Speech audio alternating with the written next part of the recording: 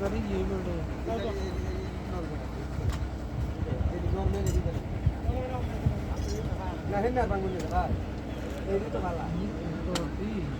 আমার সমস্যা মাথাটা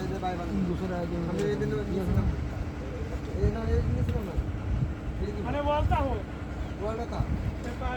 এই তো মাল বালা কথা বলছি আমার বালা না আমি